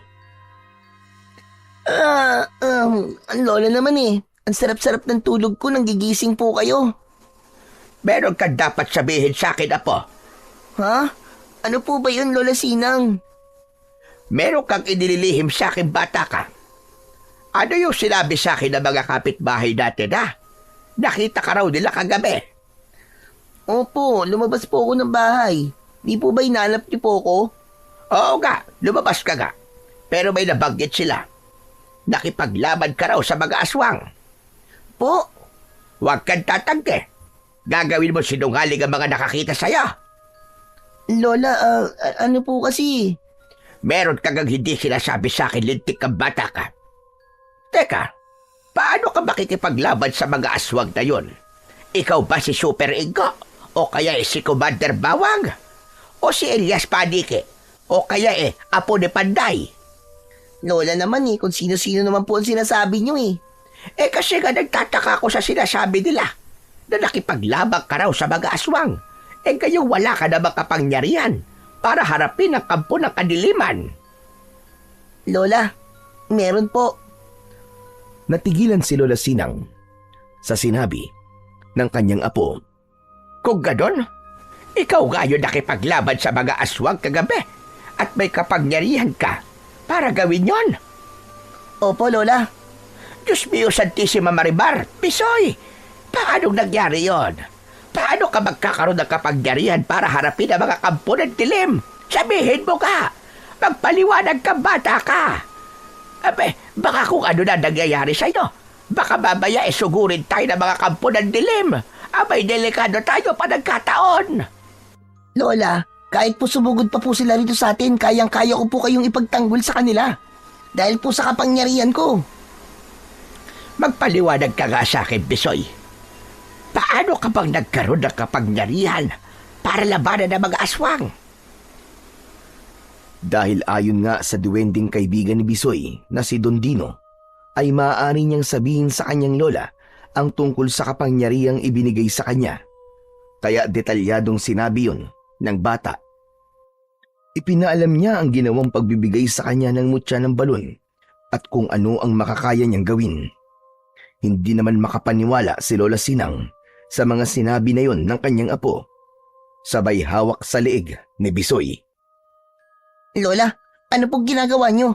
Ba't niyo po ako hinahawakan sa leeg? Inaalam ko lang kung may lagnat ka ba. Si Lola talaga oh. Okay na okay po ako at wala po akong lagnat. Lahat po ng sinasabi ko po sa inyo ay totoo. Binigyan po talaga ako ng kaibigan kong diwende ng kapangyarihan. At yung pingga na ginagamit ko pong panimbang sa pagbubuhat ko po ng balde ng tubig, yung po ang ginagamit kong sandata. Diyos ka, hindi pa rin ako makapaniwala, apo. Ngayon po ay maniwala na po kayo, Lola. Dahil totoo po ang lahat na kinikwento ko sa inyo. Kagabing nawala ka. Yun ang una mong pakikipaglaban sa mga aswang, tama ba? Opo, Lola Sinang. Dahil nga ayon po kay Don Dino, nagsisimula na po magasik ng lagim ang mga aswang galing po sa ilalim ng lupa dito po sa ating baryo. Kung sa bagay ay totoo yon, may mga gumagala ng ang aswang dito sa lugar natin. Kaya nga po ako ang hadlang sa kanila. Uubusin ko po ang mga aswang na nanggugulo po dito sa baryo natin. Pero apo, kakayanin mo ba talaga yon? Baka mamaya ay mapahamak ka. Ayoko may masamang mangyari sa'yo, apo. Hindi po ako pababayaan ng kaibigan kong si Dondino, Lola Sinang. Saka yung mutya po ng balon na narito po sa loob ng katawan ko. Siya nga po pala, Lola. Meron lang po sana akong ipapakiusap sa inyo. Ano ba yon, apo? Hindi po dapat malaman ng ibang tao ang tungkol sa pinagmulan ng kapangyarihan ko. Dahil maaari pong mawala yun. Huwag ka mag-alala, apo. Isasara ng lola ang bibig. Maraming salamat po. Kaya alam niyo na po kapag gabi at hindi niyo po ako nakita sa tabi niyo, ibig sabihin po lumabas po ako ng bahay para makipaglaban at harapin ang mga aswang. Pero apo, gusto ko sa susunod ay ipaalam mo man lang sa akin. Po? Bakit po, Lola? Siyempre, gusto ko namang makita kung paano mo uubusin ang mga aswang. Kung gaano kakahusay sa iyong pakikipaglaban sa kanila. Napangiti na lamang ang batang si Bisoy. Isa lang ang ibig sabihin nun, ipinagmamalaki siya ng kanyang lola. Ang bali-balita tungkol sa ginawa ni Bisoy ay nakarating din kay Lolo Cosme. Ipinaalam kagad yun ng matandang lalaki kay Anjo. Totoo ba sinabi niyo, Lolo Cosme? Oo, Anjo. Usap-usapan ngayon ng mga taga rito sa baryo. Kaya tuwan-tuwa sila na may nagtatanggol sa mga taga rito. May kapangyarihan pala ang pasaway na yun, ha? Lalo lamang siyang yayabang. Ba't ganyan na sinabi mo, Anjo? Hindi naman mayabang si Bisoy. Mayabang po siya, Lolo Cosme. Sinasabi mo lang yan dahil galit ka sa apo ni Sinang. Hindi naman talaga siya nakakatuwa eh. Pero tiyak, na walang pupunta ng kapangyarihang taglay niya. Aba, bakit naman? Basta po, baka sa susunod, ang balitang malalaman niyo, Lolo Cosme, ay pinatay na ng aswang si Bisoy. Apo, masama yung ganyan na. Yung hahangarin mo ang kamatayan ng isang tao, hindi maganda yan. Sabi ko nga po sa inyo, Lolo, mayabang yung Bisoy na yun. Kung mamatay man siya, dahil yun sa kayabangan niya, dahil nakipaglaban siya sa mga aswang. Ibig mo ba sabihin, mas malakas sa mga aswang? Ewan ko po. Sige po, Lolo. Dito lang po ako sa labas. Magpapahangin lang ako. Iniwan na ni Anjo ang kanyang Lolo Cosme. Pero ang totoo, kaya siya lumabas ay para hindi makita ng kanyang lolo ang nararamdaman niyang inis dahil marami ring mga aswang abwak na napatay si Bisoy. Hindi siya makakapayag na malipol ang mga aswang na kasama niyang sumasalakay sa baryo. Nangingibabaw na sa pagkatao ni Anjo ang kasamaan. Kakampi na siya ng mga aswang abwak. na namamahay sa patay na balon. Masama ang loob niya kay Bisoy na pumatay sa mga aswang na nakasama niya. Kaya may nabuong plano si Anjo. Isang hapon ng mga sandaling yun, humahangos si Anjo na nagtungo kina Lola Sinang. Tinawag niya ang matandang babae. Nagmamadali namang lumabas ang lola ni Bisoy. O Anjo, bakit? Anong kailangan mo at humahangos ka? Lola Sinang, kailangan ko po ang tulong nyo. Tulong? Bakit? Si Lolo Cosme po kasi may nangyari po sa kanya. Abay bakit? Ano nangyari sa lolo mo? Hindi ko nga po alam Para po siya sinasapian ng masamang espiritu. Nagwawala po. Kailangan niya po na tulong nyo. Kailangan po matawa siya kagad. Halika na, puntahan na natin ang lolo mo. Pero teka, sasabihan ko lang si Bisoy. Nasasama ako sa'yo, sandali lang. Nagmamadaling nagpaalam si Lola Sinang sa kanyang apo. May itatanong pa sana si Bisoy sa kanyang lola. Kaya lang, nagmamadali na itong umalis. Nakita niya, nakasama si Anjo para tulungan daw ang lolo nito. Habang papalayo, ay nakatingin si Bisoy na may pagtataka. Subalit nang malapit na sina Lola Sinang at Anjo sa bahay nila, ay saka sinabi kung nasaan ang kanyang lolo. Wala po sa bahay namin si Lolo Cosme. Naroon po, malapit po sa may patay na balon. Ano ka ba? Patay na balon? Abay bakit naroon siya? Ano ginagawa niya ron? Ewan ko po, pero naroon po si Lolo, kaya doon po natin siya pupuntahan. Walang nagawa si Lola Sinang dahil ang nais niya ay makita rin si Lolo Cosme upang kanyang tulungan. Hanggang sa makarating na sa lugar na malapit sa may patay na balon ang dalawa. Kaya lamang wala rin doon si Lolo Cosme. Teka, Anjo. Wala naman dito lolo mo Niloloko mo ba ako? Hindi na sinagot pa ni Anjo ang tanong na yon ng lola ni Bisoy, kundi hinataw niya ito ng hawak niyang kahoy. Nabuwalang matanda at nawalan ng malay. Mahinang nilalang. Isang hataw lang ng kahoy. Tulog kagad.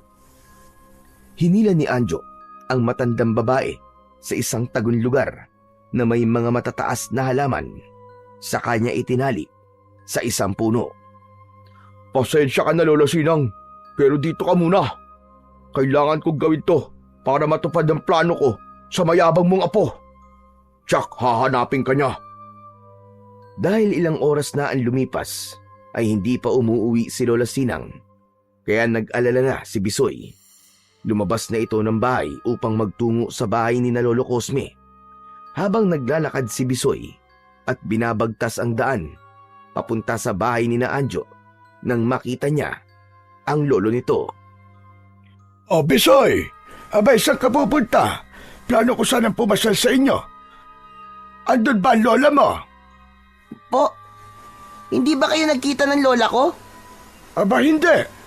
Bakit nasa ba ang lola mo? Sinundo po ni Anjo kanina sa bahay and sabi, kailangan niya raw po ng tulong ng lola ko dahil may nangyari daw po sa inyo. Ano ka mo? Aba teka, wala naman nangyari sa akin. Kanina ko pa nga rin hinahanap si Anjo. Hindi ko alam kung saan nagpunta. Sabi ko na nga ba, kaya kanina pa hindi maganda ang kutob ko Lolo Cosme, hanapin po natin si Lola Sinang. Baka kung anong ginawa sa kanya ni Anjo. Ano? Ba't naman may gagawing masama sa lola mo si Anjo? Basta po, yun po nararamdaman ko. Hindi ligtas ang lola ko kay Anjo, kaya hanapin na po natin siya. Hindi na kumontra pa si Lolo Cosme sa sinabi ni Bisoy, kundi lumakad na sila para hanapin ang matandang babae na si Lola Sinang. Isa pa, nagkakaroon na rin ng pagdududa si Lolo Cosme sa kanyang apo dahil sa mga kakaiba nitong ikinikilos ng mga nakalipas na araw. Hindi nga niya makausap ng maayos dahil marami itong dahilan at palusot. Kung malalaman lang sana ni Lolo Cosme, ay nagawa siyang saktan ni Anjo dahil nasa ilalim na ito ng kapangyarihan ng kadiliman mula sa patay na balon. Ipinagpatuloy ni na Lolo Cosme at Bisoy ang paglalakad upang hanapin si Lola Sinang hanggang sa makarinig siya ng kakaibang ingay. Nakakapanindig balahibong mga ungol mula sa kung anong nilalang. Nagulat na lang ang dalawa nang pinaligiran na sila ng mga aswang na abwak. Diyos mio! Mga aswang na abwak ang mga ito! Sila nga nang gugulo at nag-aasik ng lagim sa ating baryo, Lolo Cosme. Galing sila sa ilalim ng lupa, sigurado yan. Maaaring may nagbukas ng lagusan, kaya nakalabas ang mga halimaw na yan. Lagusan? Lolo Cosme? Saan mo yun? Oo, Bisoy. Ang patay na balon. Yun ang sinasabing lagusan ng mga kampo ng dilim mula sa ilalim ng lupa. Kaya ngayon ay nandito na sila dahil nabuksan yon. Naputol ang pag-uusap ng dalawa dahil sa pagsalakay ng mga aswang abwak. Pumuesto si Bisoy sa unahan ni Lolo Cosme. Sa likod lang po kayo, Lolo Cosme. Ako pong bahala sa mga aswang na yan. Ang dala ko pong pingga, ang lilipol sa kanilang lahat. Humanda kayo, mga aswang kayo! Nagkubli na lamang ang matandang lalaki sa likod ng batang si Bisoy. Hindi rin niya kayang labanan ang mga aswang. Wala siyang kakayahan at wala rin siyang anumang sandatang dala. Kaya hinayaan na lamang niyang makipaglaban ng bata sa mga halimaw na nakapaligid sa kanila. Maliksi at ubod ng bilis ang bawat kilos ni Bisoy. Tinitiyak niyang tatamaan ng kanyang sandatang pingga ang mga aswang na umaatake. Hindi naman siya nabigo dahil umaaguntok at umiigik ang bawat aswang na hatawin ni Bisoy ng kanyang hawak na sandata. Bilib na bilib ang matandang lalaki sa ginawa ni Bisoy. Bagamat nagtataka siya kung paanong nagkaroon ng pambihirang kapangyarihan ang apo ni Lola Sinang. Hindi yun ang panahon para usisain niya si Bisoy. Ang mahalaga ng mga sandaling yun ay mapatay ng bata ang mga halimaw at makaligtas sila maging ang kabuuan ng baryo mula sa pag-aasik ng lagim ng mga aswang abwak. Sige lang, Bisoy! Kaya mo yan! Malaki ang tiwala ko sa'yo! Huwag mo silang tigilan! Patayin mo silang lahat! Opo, Lolo Cosme. Uubusin ko po ang mga walang niyang aswang na to. Wala po akong ititirang buhay sa kanila. Buong-buo na napanood ni Lolo Cosme ang pakikipagpambuno ni Bisoy sa mga kampon ng dilim hanggang sa maubos ang mga ito at naiwang nakandusay sa lupa. Itinaas ni Bisoy ang hawak niyang pingga at nagliwanag nun. Ang liwanag mula sa pingga ay lumipat sa mga nakahandusay na aswang. Umusok ang mga bangkay ng aswang abwak. Nasunog ang mga ito at naging abo na humalo sa lupa. Ayos na. Wala na po sila, Lolo Cosme. Pero hindi tayo nakatitiyak. Maaaring may mga dumating pang kauri nila mula sa ilalim ng lupa. Malalaman ng kanilang mga kauri ang pagkamatay ng mga kasama nila. Ano pong gagawin natin? Kailangan takpan ng lagusan ang patay na balon. Pupunta po tayo doon? Oo! Nagmamadaling nagtungo sina Lolo Cosme at Bisoy sa kinaroroonan ng patay na balon. Nang makarating sila roon, ay nakarinig sila ng tila ungol na nahihirapan. Teka, Lolo Cosme. Naririnig niyo ba yun? Parang may umuungol. Baka aswang abwak yan at ibig tayong linlangin. Kasunod ng ungol, ay narinig nilang nagsalita ang taong tila nahihirapan. Nanlaki ang mga mata ni Bisoy dahil parang pamilyar sa kanya ang tinig ng nilalang na humihingi ng tulong. Teka. Lolo Cosme. Parang si Lola Sinang yun ah. Aba, boses yun ng lola ko. Oo, Bisoy, tama ka. Boses nga yun ni Sinang. Halika, puntahan natin. Nagmamadali nilang hinanap ang pinagmumulan ng boses ni Lola Sinang hanggang sa nakita nila ang matandang babae na nakagapos sa isang puno. Nanghihina ito at iniinda ang kanyang masakit na ulo. Lola, Lola! Ano po nangyari sa inyo? Sino po may kagagawan ng kawalang yang ito? Sino po nagtali sa inyo dyan? Sabihin niyo po! Si Anjo, Bisoy. Siya ang nagtali sa akin dito sa punong ito. Saka sinaktan niya ako. Kaya nawalan ako ng malay. Aray, ang sakit ng ulo ko. Masama si Anjo, Bisoy. Hindi ko nga alam kung paano niyang nagawa ang kasamaang ito. Napakawalang hiya naman yun. Totoo ba sinabi mo, Sinang? Si Anjo may gawa sa'yo niyan. Oo, Cosme. Hindi ako maaari magkamali. Walang dahilan para gumawa ako ng kwenta. Dahil sinundo ako ng apo mo sa bahay namin. Ang sabi niya, sinasapian ka raw ng masamang espiritu. Kaya naman gumayak kagad ako at sumama kay Anjo papunta sa bahay niyo. Kaya lang wala ka sa bahay niyo at dito niya ako dinala. Sinabi ko na po yung kay Lolo Cosme na sinundo po kay ni Anjo dahil magpapagamot sana si Lolo Cosme. Hindi ko maintindihan kung paano nagawa ni Anjo ang ganito. Mula sa isang liblib na lugar ay lumabas bigla si Anjo. Madilim ang muka at nanlilisik ang mga mata. Kaya ako nagawa yan para mapaghigantihan kita, Bisoy na hambog. Dahil hadlang ka sa ibig mangyari ng aking mga kasama. Dahil pinatay mo sila.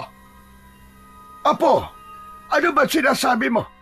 Anong naging atraso sa'yo ni Bisoy para gawin mo to sa lola niya? Wala naman siyang ginagawang masama sa'yo.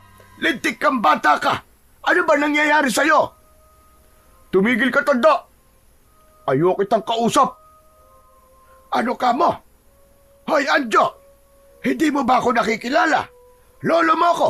Baka tamaan ka sa'kin! Wala akong pakialam sa'yo. Kaya tumigil ka. Baka ikaw ang tamaan sa'kin. Hindi ka na niya kilala. Sinabi ko nga sa'yo, hindi ba? May namamahay na kakaibang elemento sa katawan ng apo mo. Pero hindi yun nawala. Kila hindi umalis. Baka hindi mo sinunod ang bilig ko sa'yo, Cosme, tungkol sa pagpapaligo sa kanya ng suka. Naku po, oo nga. Pasensya ka na, Sinang. Hindi ko nga yun nagawa dahil akala ko, maayos na ang kalagayan niya. Kaya pala tuluyan ang nagbago si Anjo. Pinangingibabawan na ng kasamaan ang kanyang isipan at mga desisyon. Nasa impluwensya na siya ng mga kampon ng kadiliman mula sa patay na balon. Ang patay na balon, kailangan matakpan. Hindi nyo na yun magagawang takpan. Kailangan nakabukasyon para makadaan ng mga kasama ko mula sa ilalim ng lupa. Hindi mo kami mapipigilan, Anjo. Tatakpan namin yon. Tara na, Lolo Cosme! Hanggang sa biglang nagbago ang itsura ng batang si Anjo. Naging isa itong nakakakilabot na aswang. Tuluyan ng hindi nito nakilala ang kanyang lolo Cosme. Sinunggaban niya sina Bisoy at ang kanyang lolo. Nahawakan nito sa leeg ang matandang lalaki. Diyos ko po, Anjo, Apo! Ako ito ang lolo Cosme mo! Bitiwan mo ako, huwag mo akong sakalin! Hindi kanya na nakikilala, Lolo Cosme. Nasa ilalim na ng kadiliman ng isipan ni Anjo dahil sa kanyang pagiging aswang. Walang magagawa si Bisoy kundi ang harapin ang aswang na si Anjo.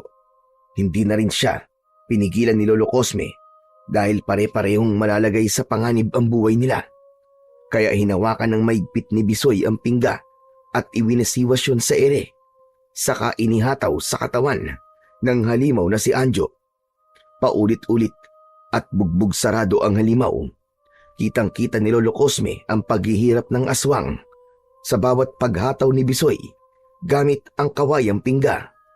Tila sinasaksak naman ang dibdib ni Lolo Cosme habang nasasaktan si Anjo, subalit wala siyang magagawa hanggang sa humandusay ang wala ng buhay na katawan ng aswang. Lumapit si Lolo Cosme at nilapitan ang halimaw. Saglit pa ay unti-unting bumalik ito sa dating si Anjo. Tanging pagluwa na lamang ang nagawa ni Lolo Cosme. Awang-awa sa kanyang apo. Subalit hindi niya masisisi si Bisoy. Ginawa lamang nito ang nararapat para sa kanilang kaligtasan. Sa pagkamatay ni Anjo, ay dumating ang iba pang aswang abwak mula sa patay na balon. Nakalabas na ang mga ito, kaya minsan pa ay nakipagpambuno si Bisoy sa mga ito. Isa-isa niyang nilipol ang mga halimaw. Nang maubos ng mga to, ay nagmamadali siya upang takpan ang patay na balon nang hindi na makalabas pa ang mga aswang na doon ay namamahay. Hindi na makakalabas pa ang mga halimaw. May takip na ang patay na balon. Si Anjo, siya marahil na nagbukas ng balon. Kaya nangyari yun sa kanya. Yun din po ang kutob ko, Lola Sinang. Dahil masyadong pasaway po at pakialamero si Anjo. Pinagbabawal ang magtungo rito. Pero nagpunta pa rin siya at pinakialaman ang balon.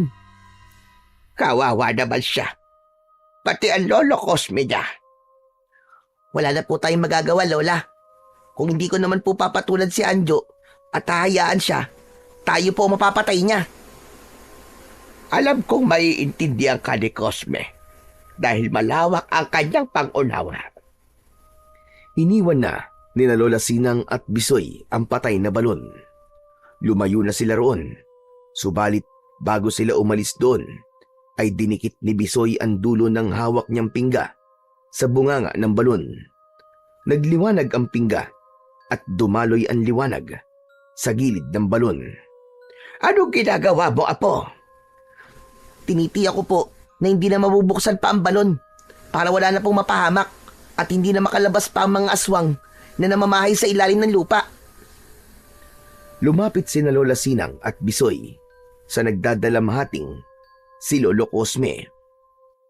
Huwag kayo mag-alala, Bisoy, Sinang. Wala akong sama ng loob sa kahit kanino sa inyo. Alam kong kasalanan nyo ng apo ko. Kung hindi rin sana naging matigas ang ulo niya at sinusunod ang mga sinabi ko, hindi ito mangyayari sa kanya. Pero wala na akong magagawa pa. Kung ito ang kapalaran niya, dapat kong tanggapin na lamang yon. Ang nais ko na lang ngayon ay mabigyan siya ng isang maayos na libing. Iniuwi ni Lolo Cosme ang labi ng kanyang apo. Gaya ng ibig niyang mangyari, isang maayos na libing ang ibinigay niya kay Anjo. Naging katulong pa niya sina Lola Sinang at Bisoy sa pag-aasikaso. Isang araw, mula nang mailibing si Anjo, nag-iisa sa harap ng bahay si Bisoy nang magpakita sa kanya si Don Dino. Oh, kaibigan Don Dino. Akala ko hindi ka na magpapakita sa akin eh. Panahon na para magkita ulit tayo, kaibigang Bisoy. Salamat Don Dino ah. Maraming salamat sa pambihirang kapangyarihan na binigay mo sa akin.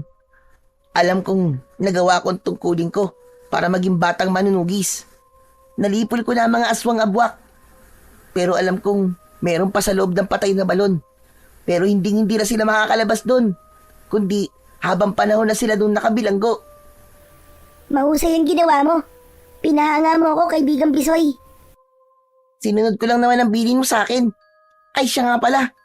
Nagpakita ka ba para bawiin na ang mutya ng balon na nasa loob ng katawan ko? Hindi, Bisoy. Kundi para sabihin sa'yo na mananatili na yun sa katawan mo. Dahil karapat dapat kang maging batang manunugis. Pinatunayan mo yun sa akin at sa lahat ng mga tao rito sa inyo. Kaya naman, marami ka pang magiging misyon sa mundong ito. Ha? Sigurado ka? Oo, kaibigang Bisoy. Alam kong sa pamamalagi sa'yo ng mutya ng balon ay mamapanatili mo ang kahalagahan at mabuti nitong layunin. Yun ay ang gamitin ito para sa kabutihan at kaligtasan ng mga tao, lalo na dito sa baryo Sinagtala. Kaya ingatan mo yung mabuti. Ikaw na ang tunay na mag-iingat dyan hanggang sa susunod mong salinlahi. Maipapasa mo yan sa iyong anak hanggang sa iyong magiging apo at kaapu-apuhan pa. Pagkatapos ng pag-uusap na yon, ay nawala na ang duwending si Don Dino. Isang obligasyon ang iniwan sa kanya. Isang napakalaga at delikadong obligasyon.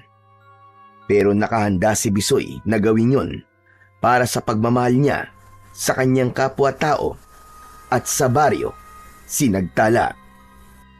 Ang pagsunod at paggawa ng tama ay siyang dapat laging pahalagahan dahil ito ang sangkap upang ang buhay ay laging magkaroon ng kapanatagan.